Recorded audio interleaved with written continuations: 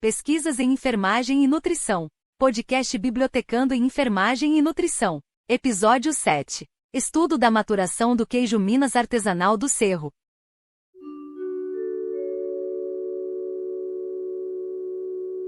Olá, sejam bem-vindos a mais um podcast. Neste episódio com mais uma entrevista. Quem faz as perguntas é a bibliotecária Rosileide Ribeiro e a autora a ser entrevistada desta vez é a Juliana de Oliveira Carneiro. Hoje falaremos sobre a pesquisa desenvolvida pela Juliana e o título da tese é Estudo da maturação do queijo Minas artesanal do Cerro. Esta pesquisa de doutorado contou com as orientações da professora Maria Gabriela Belo Koblitz e coorientação da professora Ana Carolina Sampaio Dória Chaves, junto ao Programa de Pós-Graduação em Alimentos e Nutrição da Unirio.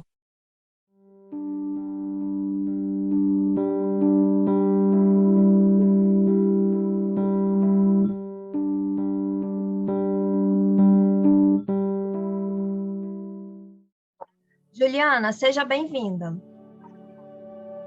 Rose, muito obrigada. Obrigada pelo convite para falar um pouco sobre o meu trabalho. Bom, Juliana, primeiramente eu gostaria de fazer a primeira pergunta, que é: o que é a maturação do queijo? A maturação do queijo é um processo pelo qual o queijo passa depois que ele é produzido. Esse período pode durar alguns dias ou até anos. É aquele período em que o queijo ele fica armazenado sob condições controladas de temperatura e umidade, e aí é que vão se desenvolver todas as características do queijo, as características sensoriais, de sabor, aroma e também a textura do queijo. A grande maioria dos queijos que nós consumimos são queijos maturados. Alguns queijos são maturados por alguns dias, né? Exemplo do queijo Minas, o queijo mussarela, queijo prato, e alguns queijos são maturados por meses ou até anos. O queijo, por exemplo, o queijo parmesão original, né? O tradicional, ele é maturado por 2 anos. E é justamente isso que faz as características do queijo, que faz o queijo ser diferente do outro.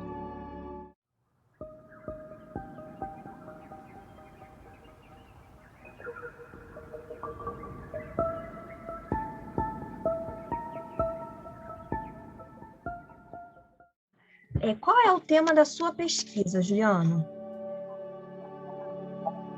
O tema da minha pesquisa é a maturação, né? O estudo da maturação, das transformações que acontecem com o queijo Minas artesanal do Cerro. Esse queijo ele é produzido na região do Cerro, no estado de Minas Gerais.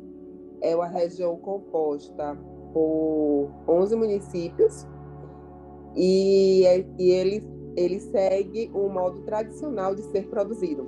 Esse queijo ele vem sendo reconhecido nos últimos tempos, não só esse, como outros queijos artesanais. E aí surge a necessidade de se estudar mais sobre esses queijos, justamente para o consumidor poder ter mais segurança para consumir esse produto.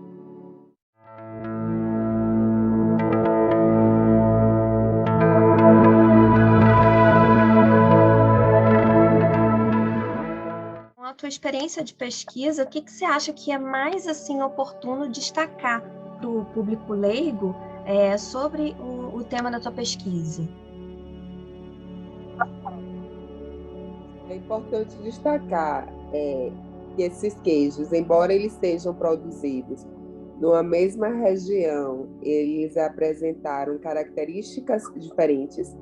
No meu trabalho, eu avaliei queijos produzidos por 3 fazendas, né? Porque por serem queijos artesanais, eles são produzidos com leite cru e eles devem ser produzidos na própria propriedade de origem.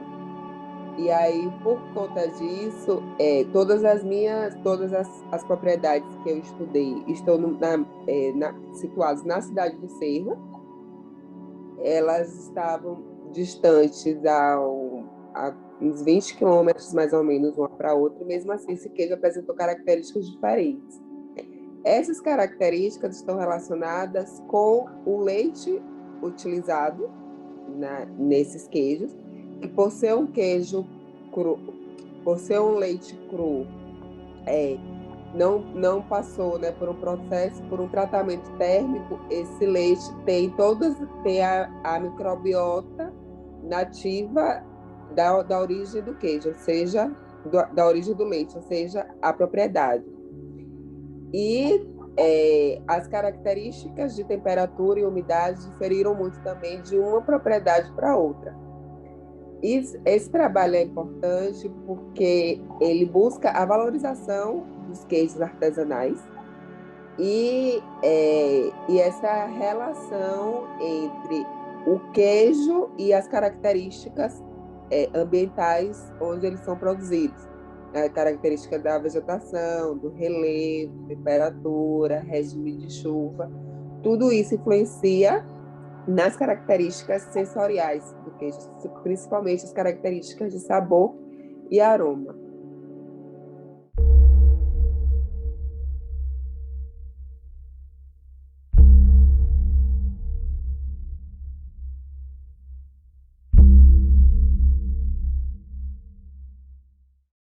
É importante lembrar que parece que esse queijo foi o primeiro queijo artesanal a receber o reconhecimento como patrimônio material, não é? Não é, Juliana? Isso. Esse queijo foi o primeiro queijo brasileiro a receber o selo de indicação geográfica, que é o selo que reconhece a região onde esse produto é produzido. Então, para ser chamado de queijo do Cerro, ele deve ser produzido na região do Cerro. E também o queijo Minas é um produto que é considerado patrimônio imaterial do Brasil. Outros queijos artesanais já receberam também esse selo de indicação geográfica, a exemplo do queijo canastra. É muito comum, né, em países da Europa esse reconhecimento, né, essa indicação geográfica, por exemplo, como eu falei do queijo parmesão.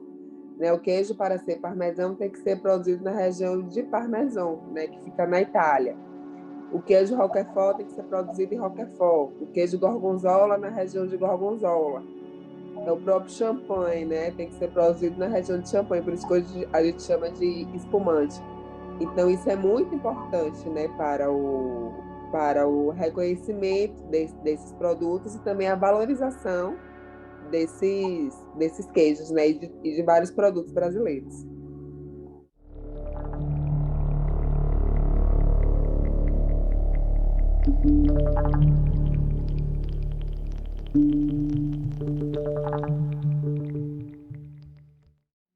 Por que, então, para a gente que é consumidor, por que é importante a gente estar mais atento à qualidade do queijo do que propriamente ao preço? O que você acha disso? Justamente por conta da qualidade do produto, né? Assim, da segurança do produto.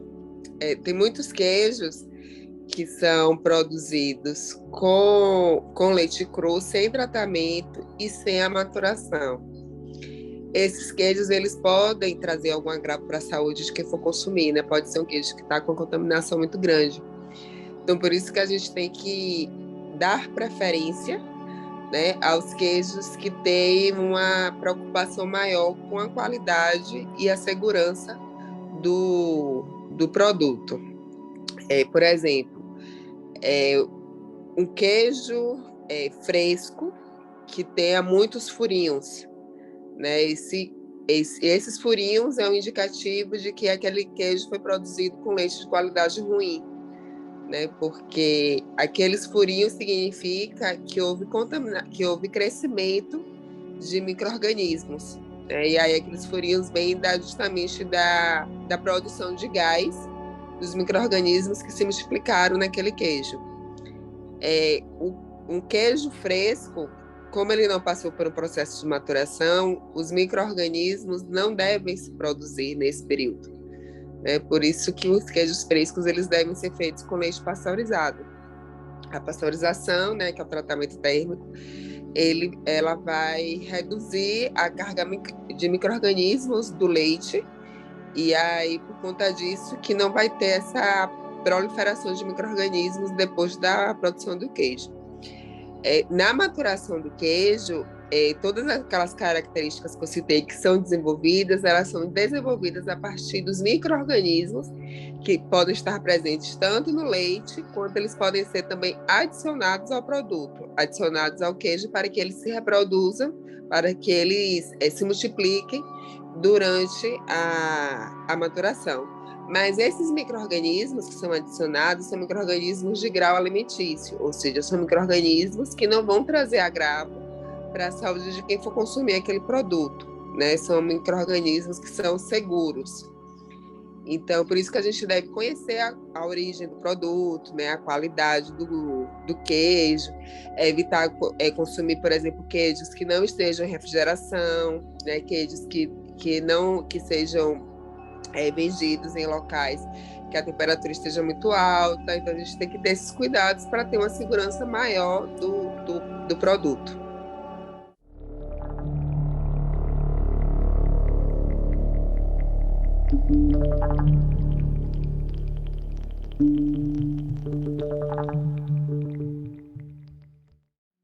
E como é que foi fazer essa pesquisa durante a pandemia de Covid-19? Foi bem difícil. Na verdade, a parte da pesquisa experimental, eu já tinha feito tudo antes da pandemia. Durante a pandemia, durante o isolamento, foi o período em que eu estava terminando de escrever a tese. Então, assim, foi bem complicado, né? No início, a gente não tinha, né? A gente não imaginava que seria muito tempo. E aí, acho que foi geral, né? Todo mundo ficar tenso, preocupado com as coisas como seriam. Foi muito difícil escrever, né? Porque, assim, para escrever a gente precisa ter concentração, inspiração, né? E assim, eu acho que naquele momento foi muito difícil encontrar um ambiente favorável para a escrita, né? E assim, e como foi durante, né, esse processo, acho que a própria universidade também não tinha noção, né, de como proceder. Então foi tudo muito novo, né? Foi bem difícil a escrita, e aí depois veio a defesa também de forma remota, que teve a vantagem de poder ter pessoas que não poderiam estar se fosse presencial, mas eu não pude ter o calor das pessoas, né? De abraçar, de comemorar depois, né? Mas ainda bem que eu sobrevivi, consegui terminar o trabalho. Estamos nós aqui, sobreviventes dessa pandemia, né, Juliana? Com certeza.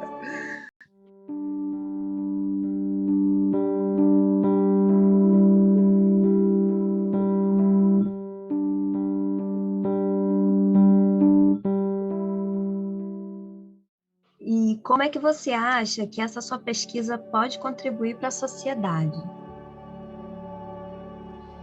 Eu acho que a contribuição é justamente relacionada à valorização dos produtos brasileiros, né? De ter um produto que tenha qualidade, que tenha segurança, um produto que seja reconhecido pela sociedade.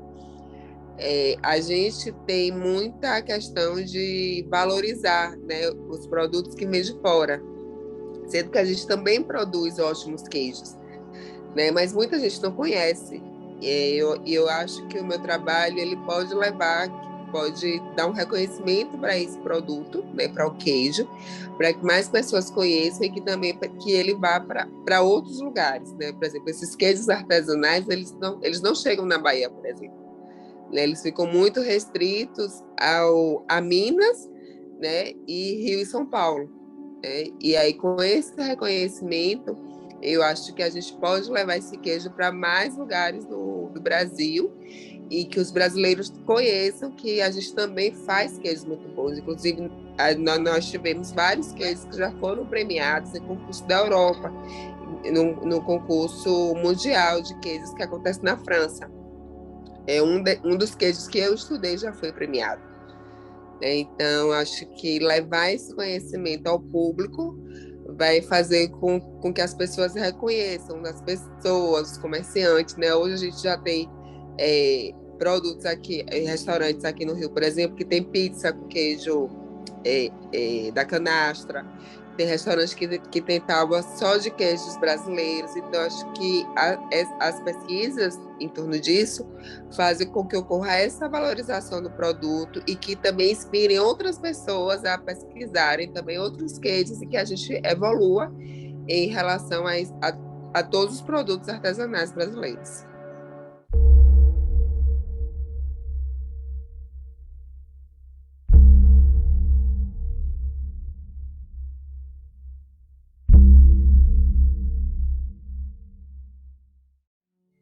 Nossa, Juliana, muito obrigada pela sua participação.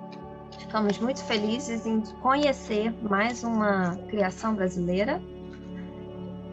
Obrigada mesmo. Obrigada, Juliana.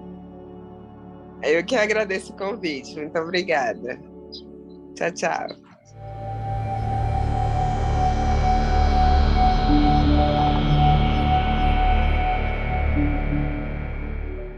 Consulte a tese de Juliana de Oliveira Carneiro. Acesse o texto completo no repositório institucional da Unirio. A referência e o link de acesso estão na descrição deste vídeo.